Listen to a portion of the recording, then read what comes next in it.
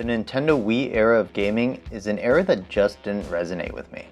Mostly, my big issue was motion controls. I just never got a hang of the gimmick and always preferred standard controls for any game. Because of motion controls, I even missed out on a game that is considered to be a masterpiece by many, Super Mario Galaxy. I started this game from the beginning 4 or 5 times in my life, and every time I would give up 30 minutes into the game.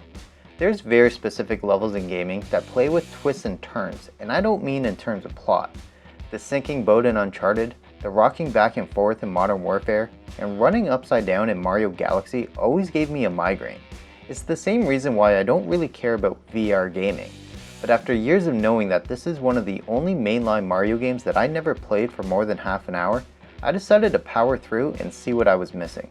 So if you're anything like me and struggled with getting through the beginning of the game, then let's go over the highs and lows of the game and see where Super Mario Galaxy should be in your backlog.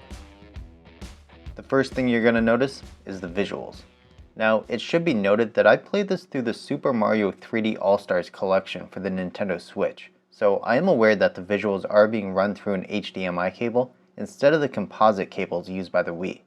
That being said, the game looks great. The character and enemy designs are good, the movements in the game look good, and the level designs are good.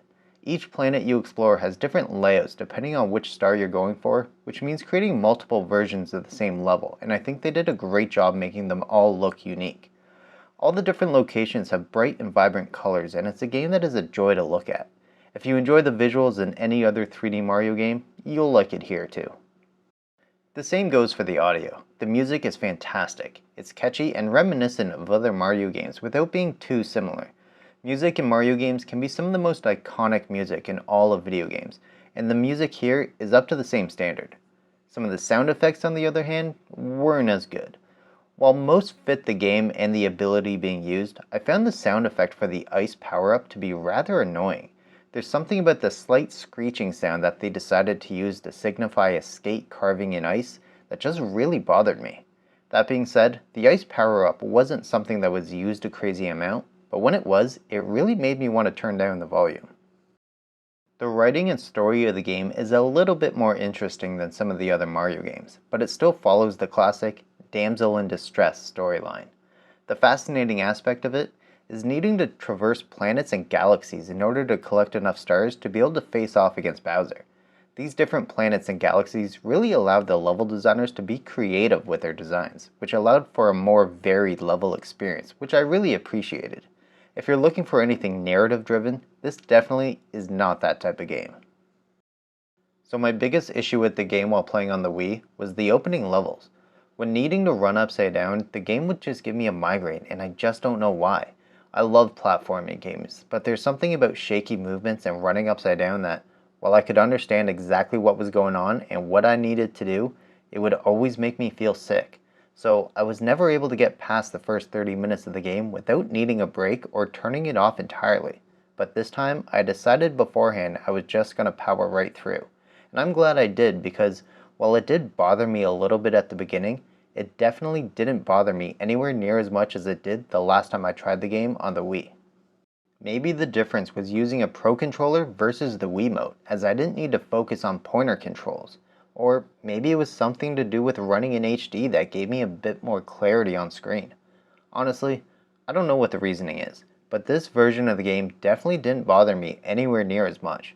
Collecting the star bits with the gyro of the Pro Controller felt so much more natural to me compared to using the pointer controls of the Wiimote. I enjoy the standard control scheme whenever possible, so it is possible that using a more comfortable controller made all the difference.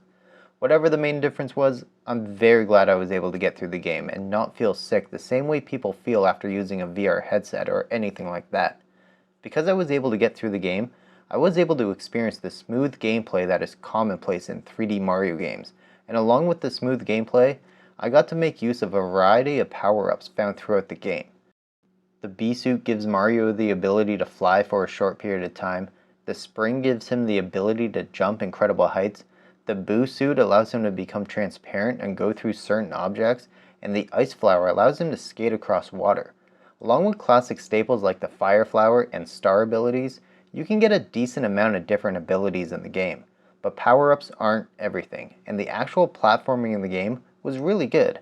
Granted, I do feel like I didn't need to use Mario's different jump types very much in the game. Whenever I did, they worked great. Honestly, I don't even think I used Mario's triple jump one time in the entire game. I did use the backwards jump, the long jump, and wall jumps during most levels, but rarely did I feel like they were necessary for moving forward in the level. That's not to say there were no times that was the case, but they integrated the need for those jumps so smoothly that I never felt like it was a forced mechanic. Just like many other Mario games, you actually don't need to collect every star in order to beat the game. So if you have a limited time to play, you can see the credits after collecting 60 stars instead of the 120 in the game. Personally, that's what I did, but I did go back and I'm currently still working my way through the other 60 stars in the game, and I'm still having a blast with it. From my experience, the game also had no major flaws or issues in terms of how it runs. I had no glitches, frame drops, or anything like that during my time with the game. I never had a moment where something didn't load or anything of that nature. In that respect, I had a flawless experience with the game. But that doesn't mean the game is perfect. I did have some issues with the game. While I think most people would consider these issues to be minor, they're still worth bringing up. I found the game to be really easy, easier than I expected it to be, and I never felt like I was in any danger as there are 1-ups all over the place. In fact, every time I would turn the game back on, I could get 5 free 1-ups right away and start my play session with more lives than I could possibly need. Yes, I could choose to ignore these free lives, and sometimes I would, but knowing I could go get lives whenever I was close to a game over really took away any worry about a difficult level. I also had a bit of an issue with the camera at times, but very rarely. It wasn't so much that I would have an obstructive view, but more the fact that I would want to rotate the camera, but the game wouldn't let me. Not a big deal, but still something that I wish I had more control over. Along with the levels feeling somewhat easy, I felt like the boss fights were way easier than I expected. While they basically always followed the classic 3-hit formula, I felt like the puzzles in terms of how to hit them were extremely simple. I rarely felt like I needed to use any trial and error to figure out how to inflict damage to the boss.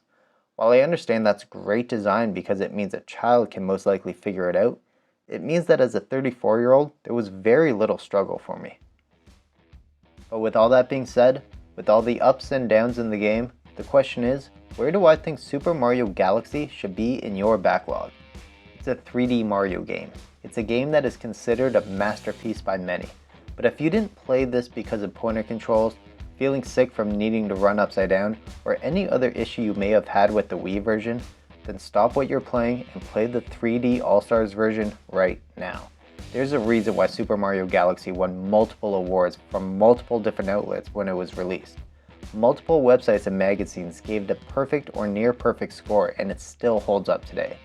Mario Odyssey is almost 5 years old, and if you're tired of waiting for a new game, then absolutely play Galaxy. You won't regret it. It has the smooth gameplay and creative level design you expect from a 3D Mario game, and using a Pro Controller is a fantastic way to experience the game. And when you're done with Mario Galaxy and you're looking for something else to play on your Switch, then be sure to check out this video right here.